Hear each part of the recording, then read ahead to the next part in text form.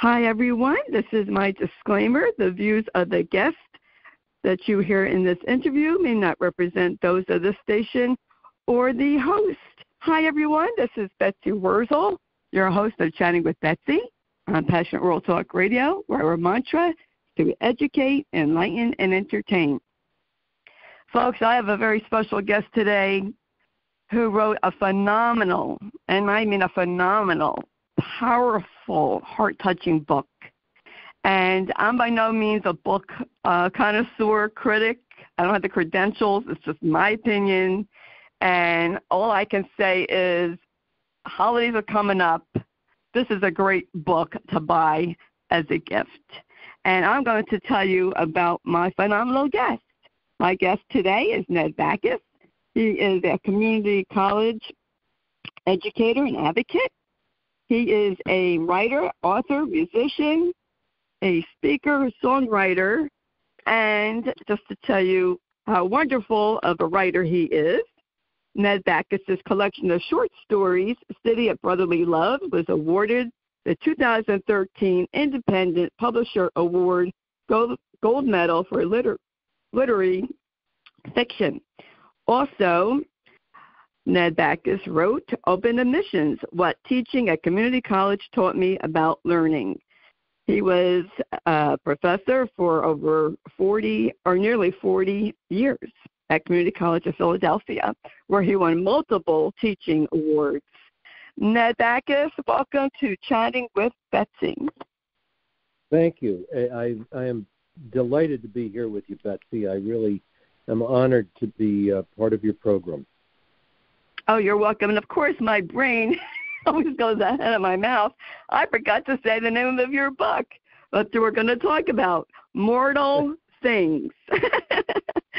And I had to start with the book cover, Ned, because it's so, to me, appropriate, Mortal Things, and you have this, the cover of angels. Did you have that on purpose? Is this a place in Philadelphia or a random picture? Well, that's a great question, and I appreciate it because I was able to figure into the designing of the cover insofar as I suggested that a possible image might be those three angels that people who drive through Philadelphia are pretty familiar with because they are part of the public statuary that exists along the banks of the Schuylkill River in Philadelphia as it winds its way near Center City and approaches the famous Museum of Art there and the Rocky Steps and all that stuff that people are familiar with.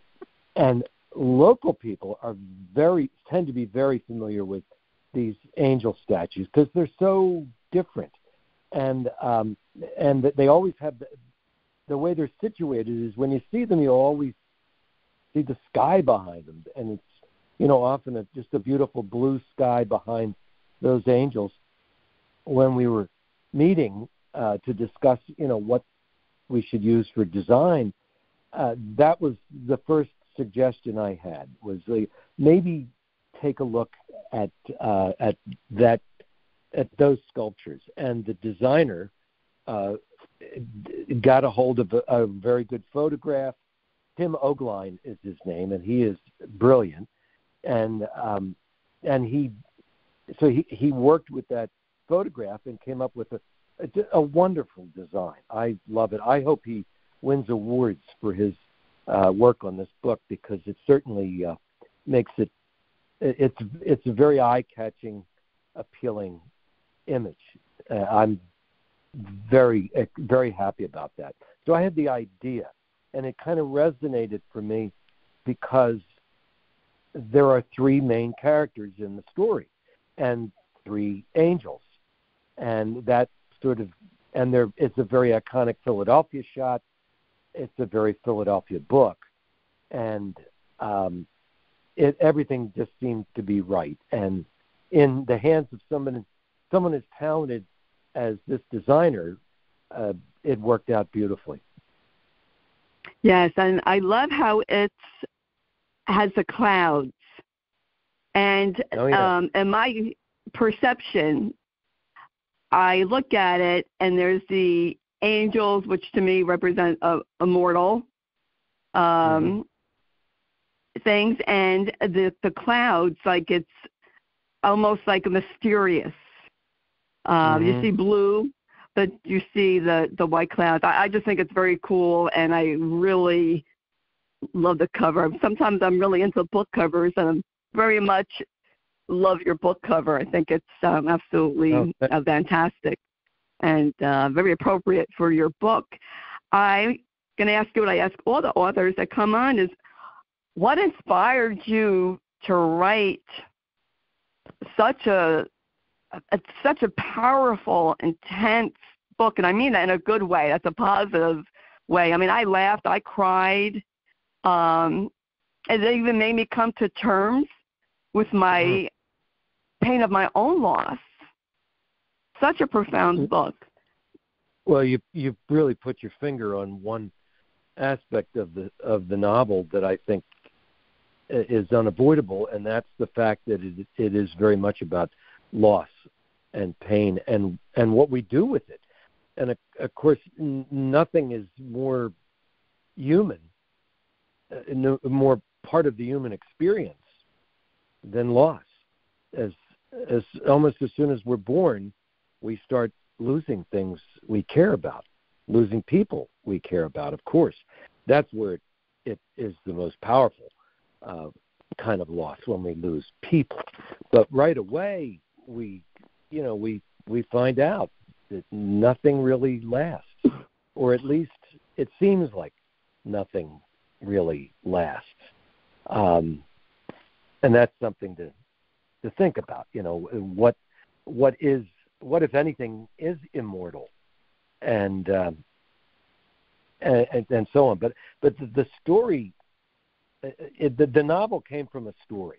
It originally was a short story that I began way back in 1986, and that was when I was in an MFA writing program, and these two characters just sort of showed up on my computer screen, and that was my first computer. I hadn't had a computer before, and I got a computer so I could do editing, because I as soon as I started the program, I knew, well, geez, this is going to be organized. I'm going to have to be responsible and do lots of follow-up work very quickly, so it'll be great to edit with. And much to my surprise, within a couple weeks of owning my first computer, I almost couldn't write anything not on the computer, unless I was on the computer. So it quickly changed my life. And in that first semester of working on stories, generating stories, this particular one came to mind, and it basically formed the first two chapters of what is the novel now. And a lot is set up right there, and then everything sort of flows from that. So it was almost like I had unwittingly written the triggering incident for what would become a novel. But I did not know that it was going to be a novel at the time. I kept working on this story, and I was in the program for 2 years, at the conclusion of which I found that the experience had really opened two doors for me that changed my life. One was the door of writing. It made me feel like I really should be doing this. It wasn't just something that I was curious about, interested in, liked. It felt like this was my calling. This was work that I had to do. I just had to do for myself. Not to pay the bills, not to feed my family. I had a way to do that. But because my soul wouldn't let me rest if I didn't do the work of writing. So I began working on this story. The other door it opened was teaching, because this degree gave me the credential that enabled me to move from my position at the time, which had been at a college, at a community college, as a counselor. And I was happy to be a counselor, but I was looking for something different. I wanted a different role to play after doing that for a number of years. And I was able to transfer into the classroom. And I loved that. And that I loved it more than I expected I would love it. And I ended up writing a book about it, about leaving that work, because it had become so important in my life that I felt my own sake I had to write about it and just gather my thoughts about it. And that turned into the book called Open Admissions, What Teaching at Community College Taught Me About Learning. And so as a teacher, I had both a way of earning a living and doing a day's work that meant a lot to me and only grew in that regard over the years. But I also had the summers off, and that was when I wrote. I never could write during the academic year. I just became too involved in my work. It was too demanding. And that was fine. That I loved it. But I also loved being able to have a couple of months in the summer when I could immerse myself in my writing, trying to write fiction. And that's what I did. So over the course of many summers, I worked on this and other manuscripts, and ended up with a book of stories, as you mentioned, that came out in 2012 and won that award in 2013. And that meant a great deal to me. This story was originally part of that collection, but I pulled it out because at that point, it had become a novel, and I was working on that. And so I kept working on Mortal Things, and it finally came out this year. So, I mean, it's almost, 38 years? I have to stop and do the numbers, but it's decades of work that I took in order to get this done. This is not a process I recommend to anyone else. It was the way my life was. And I'm not complaining, because I was able to be with my family, to raise our family, to do meaningful work that mattered to me at my alma mater, at the Community College of Philadelphia, working largely with first-generation students, folks who, 100 years ago never would have been allowed to set foot in the college, basically. And that's a mission that still resonates with me. It's still very important. But I could tell. My other you must have been. Was right. Go ahead. No, I'm sorry. I apologize for cutting you off. Oh no, that's okay. I just had to say I know. Don't ask me how I know. I just know you made an excellent teacher. I could see that. Go ahead. Well, I just had to say that.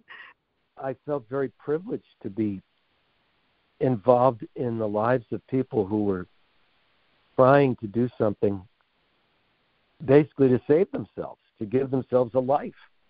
And these were not privileged individuals. They're people who, would have had a very different path had they not discovered higher education. And that work was just incredibly important to me. And I'm very glad I was able to do it. And then, well, I'm glad you wrote this book too. Well, that once I retired, I was able to throw myself more fully into the writing. And even now, I've been retired now for 10 years. It's still taken me a long time. Writing a book is one thing. Getting it published is a whole other deal. And that's a challenge. And there's a certain amount of luck involved. And, of course, I mean, there are just tons of talented writers out there. So it's a very, it's a difficult path to take. But I feel very blessed, very fortunate that the folks at Tree of Life were interested in this book and have done such a wonderful job with it. Yes, and you did a wonderful job in writing it. And I have to ask you this, Ned, because it always fascinates me when I read a book. And I always want to ask an author this, and I feel very comfortable asking you this. I'd like to know, how do you get the characters, the plot, the characters, where you want to have the stories in Philadelphia because you live there. One of the people, Sarah Goins, is she works at the college, and that's where she meets Mike Flanagan. But just how you get the dialogue, what each character is going to say, it just boggles my mind, really, how an author puts all this together. Well, it amazes me. Thank you. I can only respond about how I do it. I can't speak for how other authors do it. I felt like I was blessed by the appearance of these people on my computer screen. They showed up. Mike and Sarah showed up as a couple, a kind of star-crossed couple that really intrigued me. They interested me, and I tried to get to know them, to understand who they were, and then let myself see. Okay, what are they going to do? They have, you give them a what-if situation, and then they have to deal with it.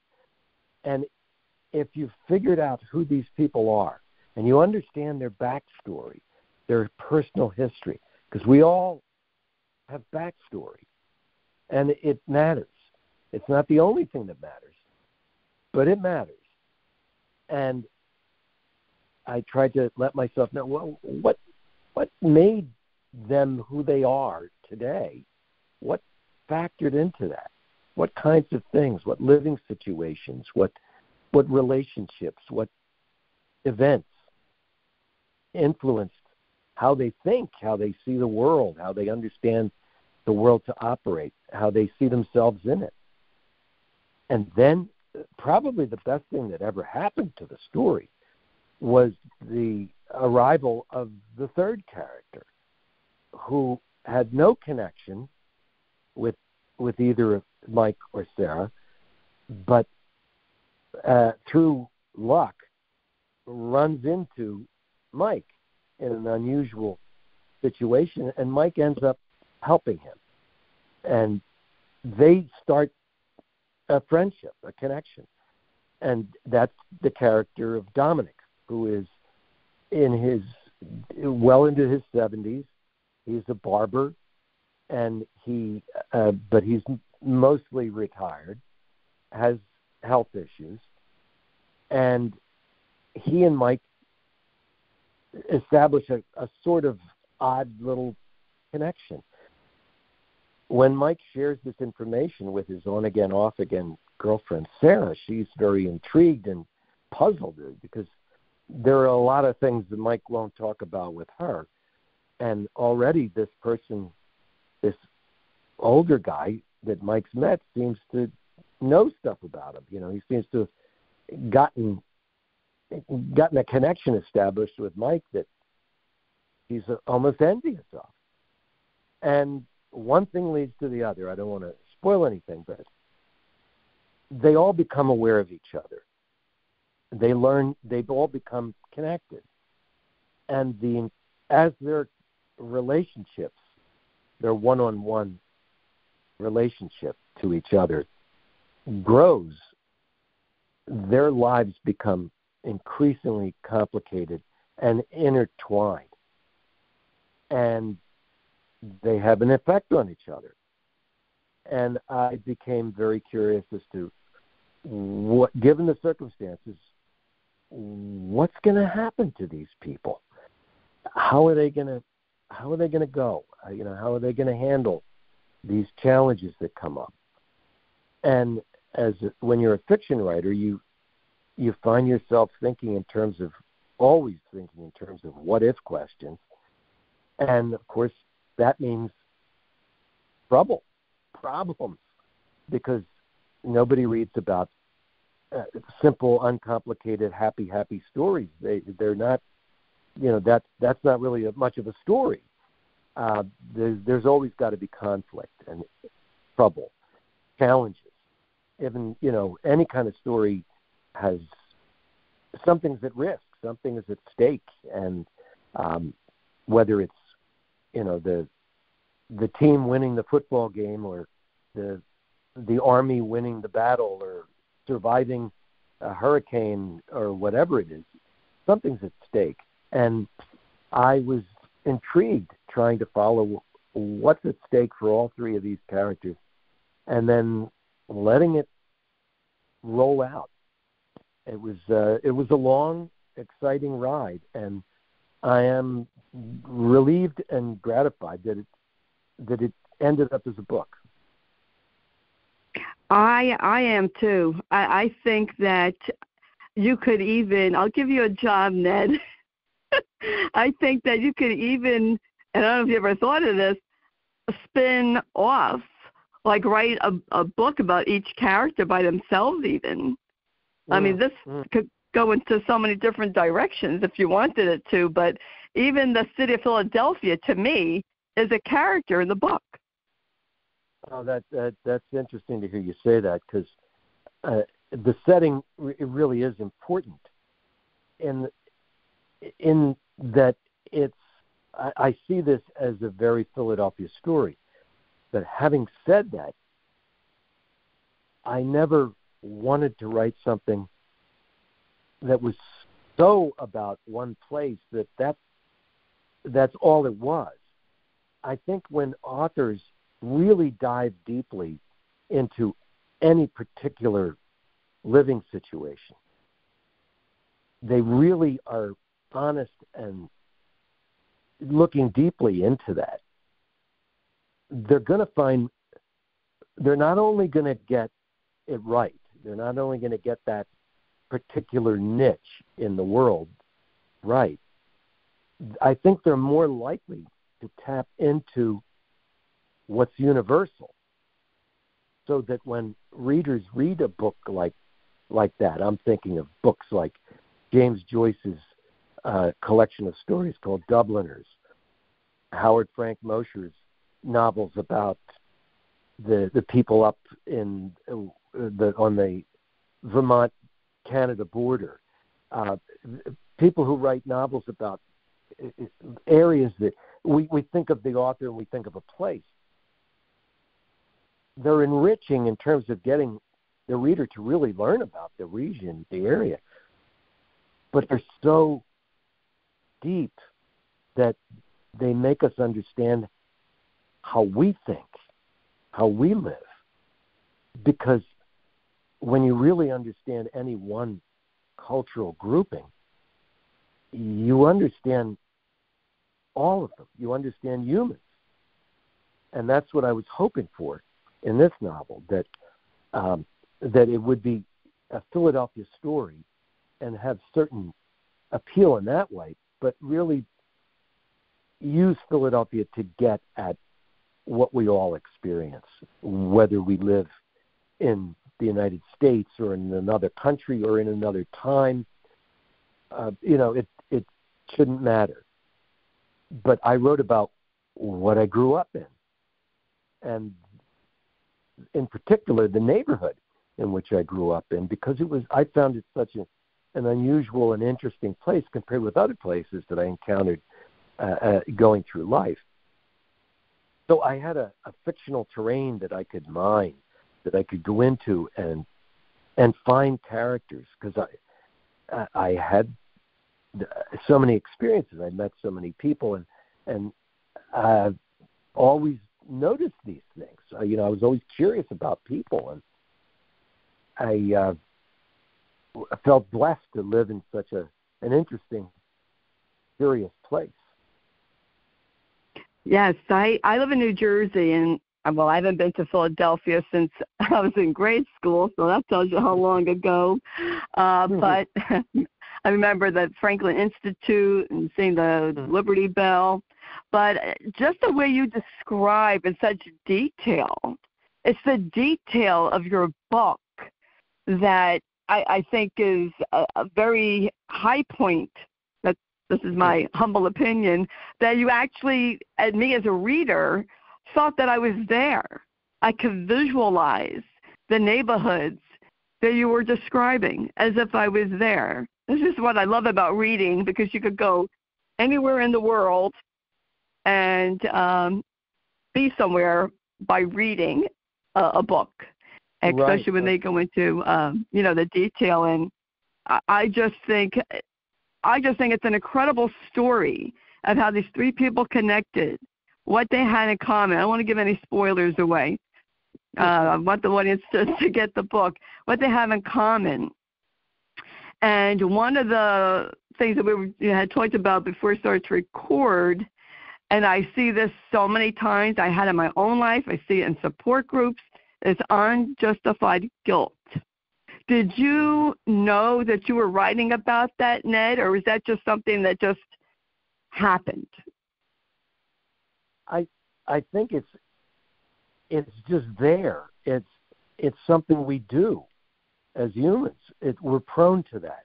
It's misplacing responsibility or guilt in an effort to try to deal with something.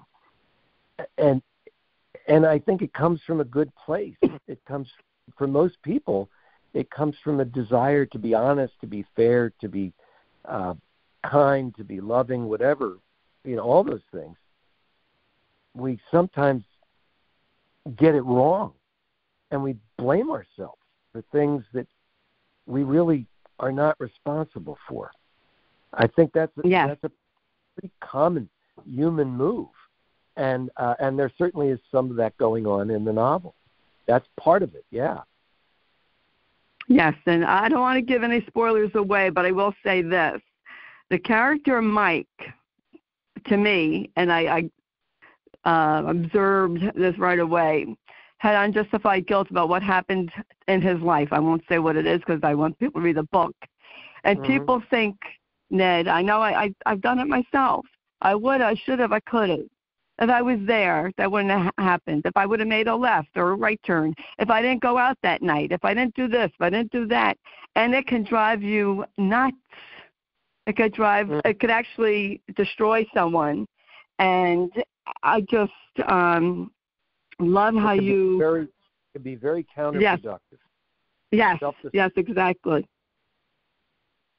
Exactly. Go ahead. But it's I don't want to say it's appealing. It's tempting. It's something because it almost makes you feel like I have to. It must be my fault. I mean, no, it because what happened is so horrible. I should have done something, even if you really couldn't have. People talk about survivor guilt, and I think that's related. I think that's sort of part of this. Is it didn't happen to me. I didn't. The disease didn't kill me, or the bullets didn't find me, or whatever it is. And I mean, this is a documented thing. People around the world experience this if they've survived something others didn't. And and life is a matter of loss. And when we lose things, what we're anchored to, I think, has a lot to do with how we respond to it, where we find meaning in life, what we rely on to explain things in life. And the three characters in the novel have very different ways of anchoring themselves. And that plays out, and the reader gets to go on the ride and see how these three individuals fare with the way they look at things. I would say one of the things people ask me what the book is about. One of the things I say is, well, I think it's really a lot about the importance of family but not Yes. just the family we're given, the family we're born into, also the families we make when we have relationships that with non-family members that essentially become de facto family members. Those are powerful experiences that people have. And there's certainly a lot of that going on in this novel. I think humans are wired to reach out for family, to find that, to make it if they don't have it. And that becomes a factor in our lives too, a motivating factor, and also something that is a result of other things going on in our lives. But that drive to family is important, to have other people that are more than just friends. Yes, and have shared similar circumstances. I know that being in caregiving groups, it's like, especially my group that I have, we're a family. We support each other, and I feel like when people go through a similar circumstance, that it builds a bond, a very strong bond. It's almost like going through a war together, and you had that bond that I think is just builds a sisterhood or brotherhood among yourselves from shared experiences that no one else would understand because they didn't go through. And I think that these characters in your book, they have a understanding of each other, even though they had different set of circumstances around loss. And, of course, their faith plays a part, especially with Dominic. Right. They're in very different places with regard to faith, and that's part of the anchoring aspect of life. That faith can provide an anchor for people, or not. It doesn't always, but it can for some people, and that's one of the contrasts in the novel, is looking at what it is that sustains these people and how do they react to it? What does it do for them, and how do they deal with it? Yes, and there's a lot of you have the three main characters, you have the city of Philadelphia, and then to me, this might sound crazy to you, Ned, but to me, the barbershop was also a character in the book. Played a big part. I think it is. I wanted it to be, and I wanted the guys in the barbershop to be kind of like a Greek chorus, if you will. They sort of help tell the story. They help move the story along, and capture something that is going on within the three characters. They all have their time in the barbershop, getting to know. That's where Dominic works, and work is he's only allowed to work with a few clients, a few customers. He's mostly supposed to just be there because his benefactor is a slightly younger barber who recognizes the loss that Dominic has gone through and wants him to feel like he still has a job, but not to feel pushed by it.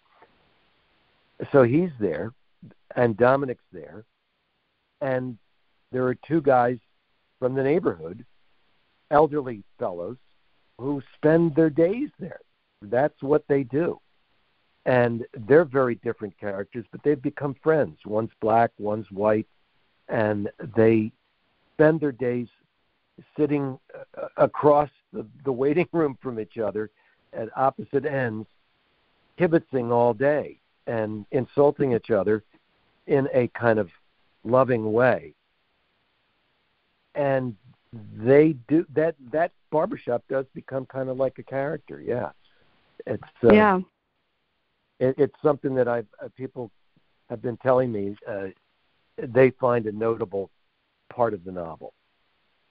Yes, yes. All neighborhoods change over the years, and in your book, Mortal Things, that does talk about Philadelphia changing, and there's so much more to this book I want to tell the audience, but I don't want to give anything away because I want you all to read this book.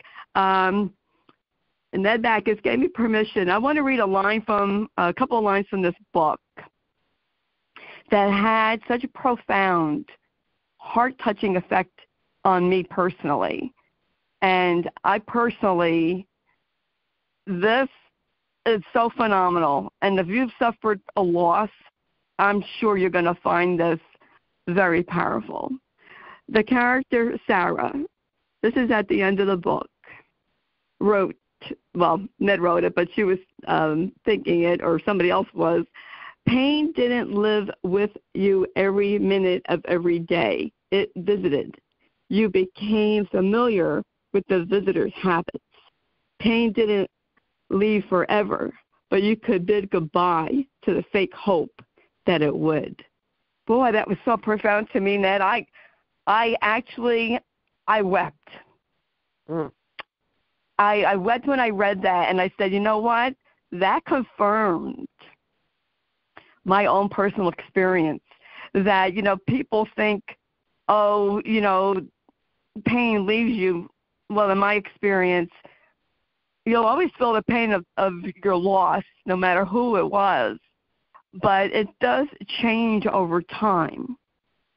And how you wrote this in the book just confirmed it for me, and I have to thank you for writing that in your book, because that is really, I can't even tell you how impressed I was by those words, how that just touched me and affected me personally.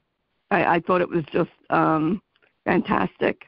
So I'm going to thank you for writing this book. I'm speechless. I'm honored that you said that. That's just very moving to me. I really appreciate that, and I hope people don't think I'm being funny or weird with this, but I have to thank the character Sarah, because I was trying to get her thoughts, and I worked hard at getting what I thought she would be thinking at that time. And that's how it came out. That's how she put it, and I'm very touched that it meant so much to you. Yes, it did. As a matter of fact, I wrote it separate so I could keep referring back to it. And, I tell people in my support group that I talk about, grieving, that, we'll always feel the pain of the loss. It doesn't go away, and that's okay. And, it changes over time. Maybe for some people it doesn't, but it's always there underneath the surface.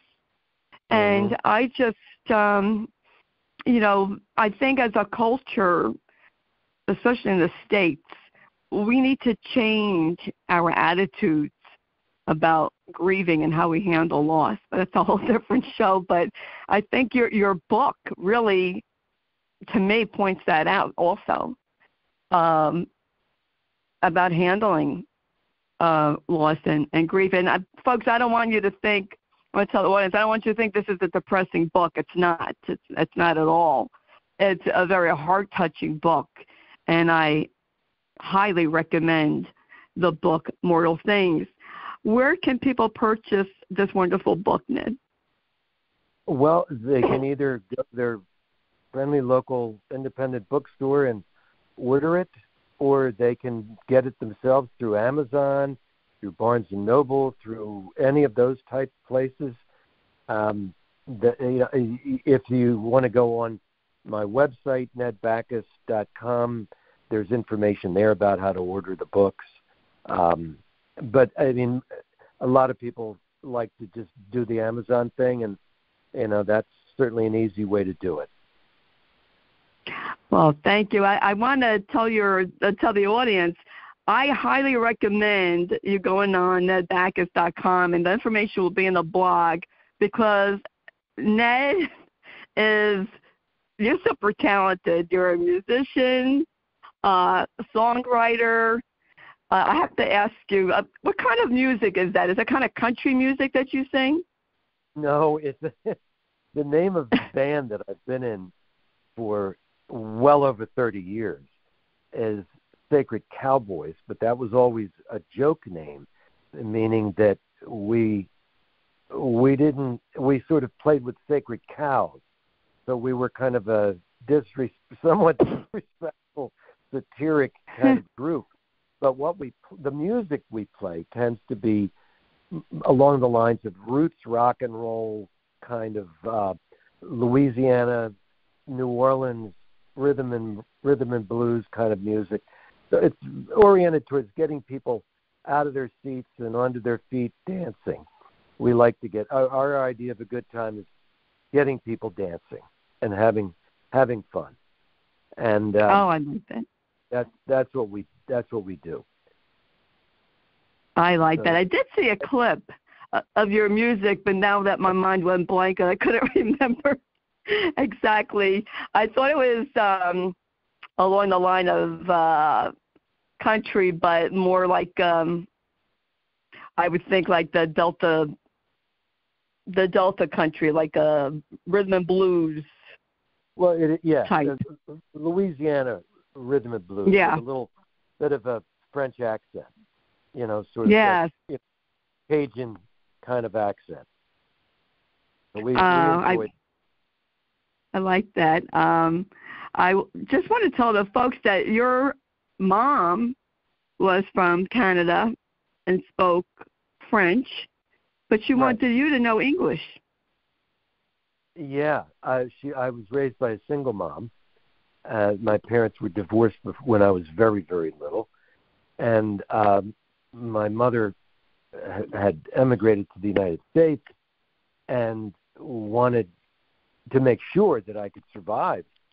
So she wouldn't speak French to me at home. She insisted on speaking English all the time, and that was important to her. She was determined that I would be able to survive, and that's how she saw it.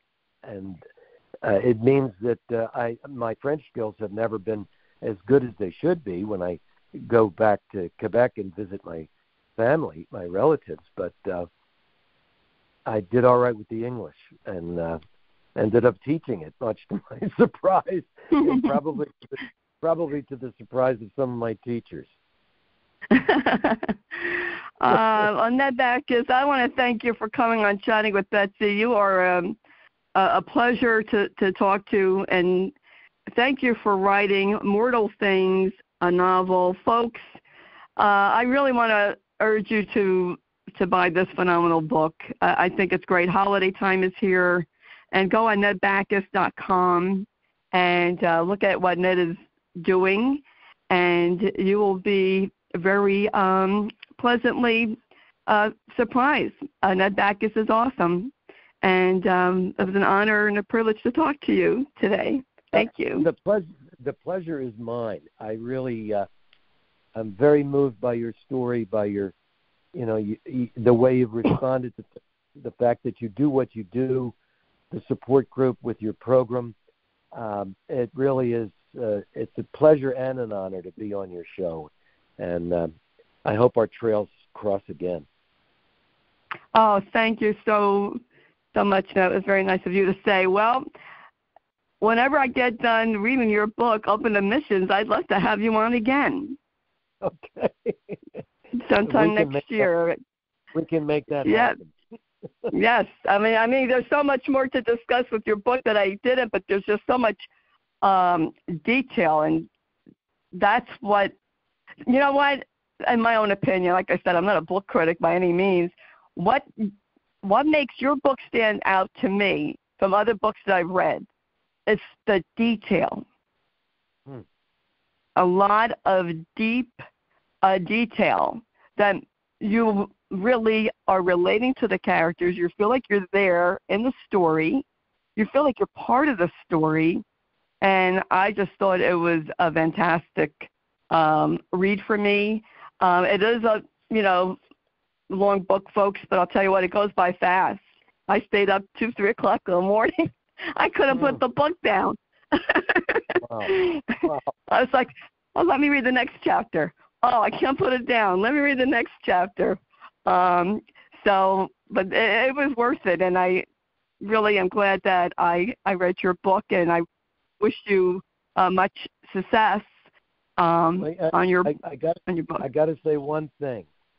As much as you say that you really aren't much of a book reviewer, it's hard to really believe that, because you are so detailed and thoughtful in your response to the book. So you may have to start acting as if you really are a serious book reviewer, because that's what you're doing. Well, thank you. Thank you very much. Ned. I'm like, who am I to give my opinion? I'm not a quote formal book reviewer, critic, but I just when I feel really strongly and passionate about something, it just shows. I mean, that's just how I am, and I'm very passionate about your book, and I do believe that it is a phenomenal, powerful, intense book, and I highly recommend the audience to purchase the book. I know they will not be sorry. I think it would be very enlightening and insightful to a lot of readers who have gone through a loss. And I know it really touched me, so I thank you again, Ned Bachus, for coming on. And folks, I just want to tell you, please subscribe to Chatting with Betsy. It is for free on, where am I? iHeart, Spreaker, Spotify, and Amazon Music. You can subscribe to Chatting with Betsy for free there. And I have phenomenal guests. You don't want to miss them. And I want to thank Lillian Caldwell, who's CEO of Passion World Talk Radio, who makes this all possible, and Jeannie White, who's the station manager, who writes the blog and produces the show. Information about the book and Ned Bachus will be in the blog, so please read the blog. And I want to thank everyone for listening. Please share this show to help other people, and that's what my mission and vision is about. And I want to wish everyone a happy Thanksgiving, although this probably won't be posted till next week. But I wish everyone a happy holiday season. And if it can't be happy, I hope you have a peaceful one. And as I always say at the end of my show, in a world where you could be anything, so please be kind and shine your light bright, because if everybody was kind and shined their light bright, it would be a much brighter, happier, peaceful world. And yes, I'm a child of the 60s and 70s, and I still do believe that. And that's what I have to say today, folks. Thank you again for listening. This is Betsy Wurzel, your host of Chatting with Betsy on Passionate World Talk Radio. Bye-bye now.